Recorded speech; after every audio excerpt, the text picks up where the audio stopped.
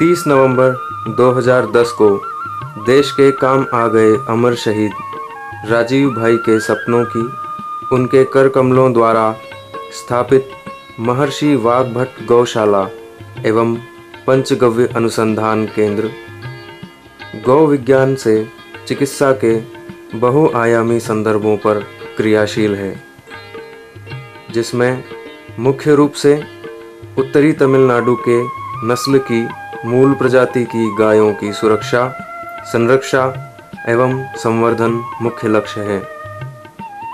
इसके साथ गौ आधारित शून्य बजट वाली स्वावलंबी कृषि व्यवस्था सुचारू रूप से यहाँ चल रही है। भारतीय संस्कृति के सूत्रों का वैज्ञानिक विश्लेषण तथा प्रतिपादन इस अनुसंधान केंद्र का एक अभिन्न अंग है। गौशाला में रसायन मुक्त कृषि के अंतर्गत धान, मूंगफली, दालें, फल, सब्जियां तथा जड़ी बूटियों की खेती की जाती है।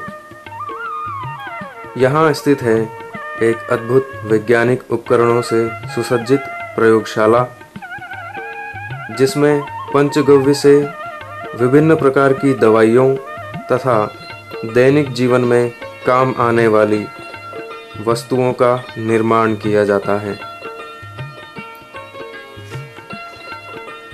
इस दिशा में पहल करते हुए वर्ष 2008 की बसंत पंचमी के दिन राजीव भाई ने चेन्नई में एक चिकित्सा विभाग की स्थापना की, जहां मनुष्य जीवन की सभी बीमारियों की चिकित्सा गायों के गव्यों से की जाती है। सभी संक्रामक बीमारियां, जिनमें कैंसर, हृदयघात, चर्म रोग, मधुमेह, जोड़ों के दर्द आदि गंभीर बीमारियों के लिए सस्ता और सुलभ चिकित्सा उपलब्ध कराने में सक्षम है।